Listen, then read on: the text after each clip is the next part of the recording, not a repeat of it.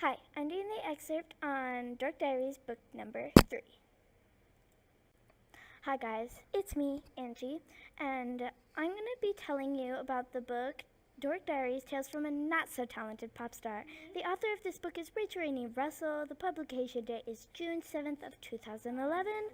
It's an easy read. It is about 300 pages long, and it's about 4 points if you take an AR test on it. Bye!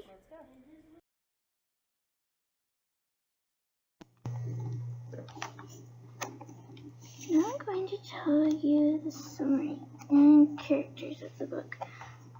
First of all, the main characters are Chloe, Zoe, Nikki, Brianna, Mackenzie, and Brandon. Now the summary of the book. Okay, so Nikki sets up a band for the talent show, and when she fills out the form, she puts in where the band name goes. Actually, I'm really not sure yet. So when the talent show rolls around, Nikki's band isn't able to perform.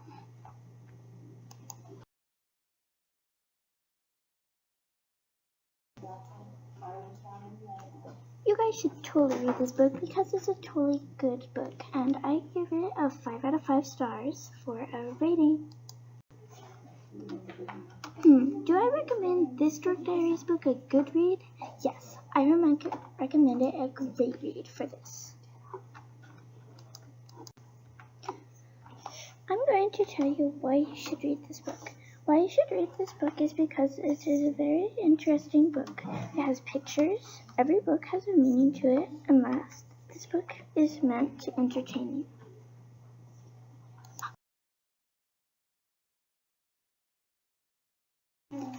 Thank you for watching it. I hope you enjoyed this book talk, and bye!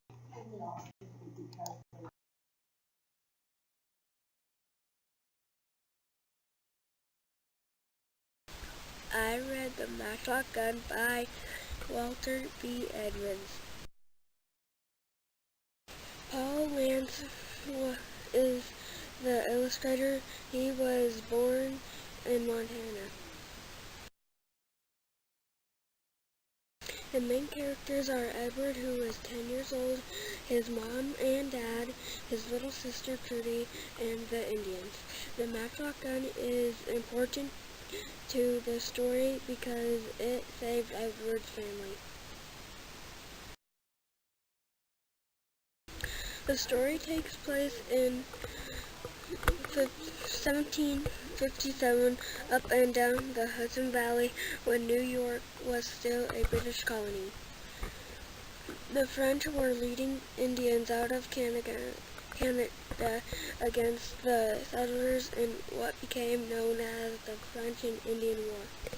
The Indians stole the guns from the British that they killed.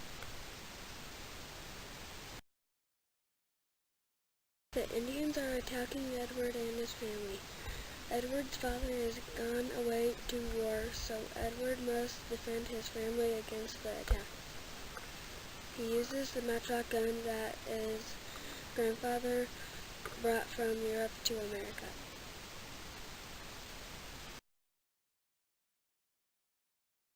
A flashing light pain entered her shoulder at the back. She was flung against the door. She knew the Indians had thrown a tomahawk at her. A second missing her entered the door beside her face.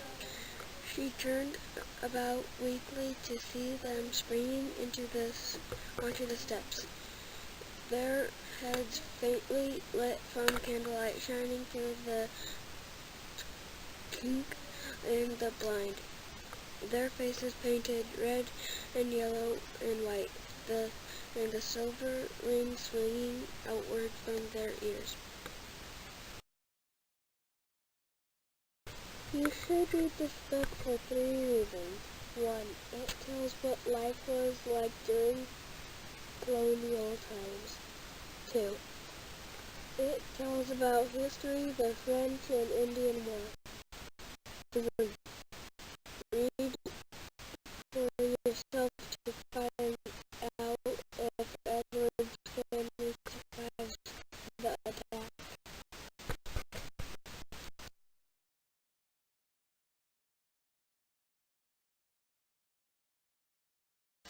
book I'm going to be telling you about is The BFG. The author is Ronald Dahl. This book was published in 1982. The BFG is about a girl who sees a giant by her window in the late hours. As she peers at the window more and more, she saw him more and more until she gets slipped up by the giant. He puts her in a pocket and they travel a long distance. After a little while, the girl and giant become friends. She calls him the BFG, aka the Big Friendly Giant. But there are also mean giants like the Blood Bottler, Fresh Lump Eater, Gizzard Gulper, Meat Drizzler, Bone Cruncher, Child Chewer, Maid Masher, Butcher Boy, and they're a lot bigger than him. So they have a plan to get them out of giant country. Read the book to find out more. 3 reasons I recommend this book. It's very humorous and funny. You use your imagination. It's kid and adult friendly. Sophie could not sleep. A brilliant moonbeam was glancing through a gap in the curtain. It was shining right onto her pillow. The other children in the dormitory had been asleep for hours. Sophie closed her eyes and lay quite still. She tried very hard to doze off. It was no good. The moonbeam was like a silver blade slicing through the room onto her face. Thank you again for listening to my book talk.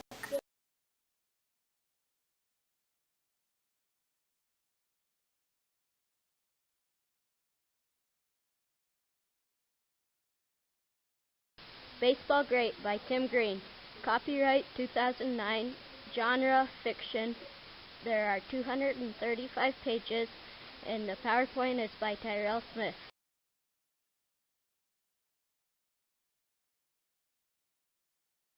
Main characters are Josh, Benji, Jaden, Josh's mom, Josh's dad, and Rocky Valentine.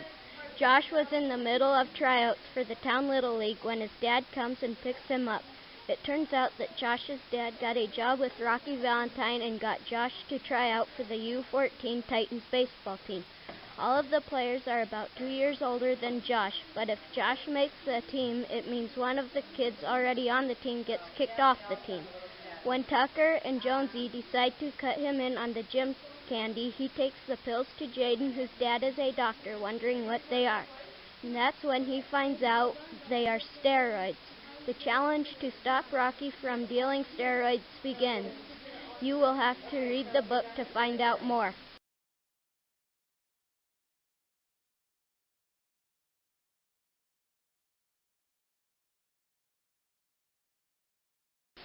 Tim Green played for the Atlanta Falcons on the defensive end.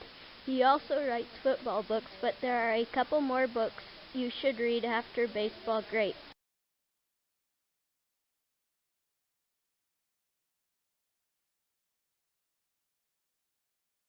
I give this book 5 stars because I enjoy baseball. Another reason I give this book 5 stars is it has great details, and if you don't even know about baseball, you can still understand it.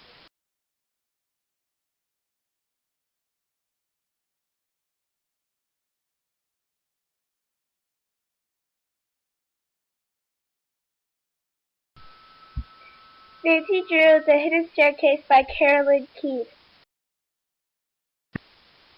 This book was published in 1987. It is the second book in the Nancy Drew series, and the Nancy Drew series is about an 18-year-old girl who solves mysteries.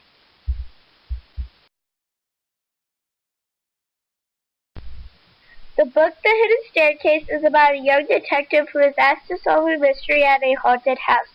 The house is called Twin Elms because it has 2 trees in front of it. The house is owned by Nancy's friend Helen Corey's relatives. At first, a necklace is stolen. Then, when they are eating lunch, they heard the radio playing. So they ran upstairs to see if they could catch the ghost. When they got to the top of the stairs, they found in Helen's great-aunt's room that the radio was playing, but nobody was in sight. They searched everywhere. The next thing that happened was that they were sitting in the living room when they saw the chandelier start to move. So they went upstairs, but nobody was there. Nancy thought that maybe if they moved a lot, they could get the chandelier to move. When Helen went downstairs to see if it was moving, she saw a girl in a mask in the window. The next thing that happened is that they tried to figure out a quiet way to get up the stairs to the attic. Then they heard violin music, so they checked every room, but no radio or violin was warm from being played. While they were searching, they heard something fall in the attic. When they got to the attic, nobody was there, but they heard laughing. Where did it come from? Inside the walls? On the roof? They had found a trapdoor in the ceiling, but it was too noisy to be the secret entrance. They checked the walls for cracks. Nancy had found a spot that was a different color. Was this the secret entrance? Read the book to find out.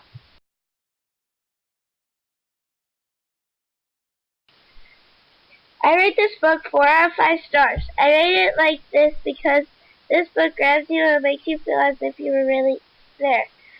If you like mysteries, this is a good book to read because there is mystery after mystery after mystery. It's bone-chilling and it gives you really good details, so you won't get bored. This is why I rate this book 4 out of 5 stars. Something has happened to Helen, Aunt Rosemary cried out fearfully.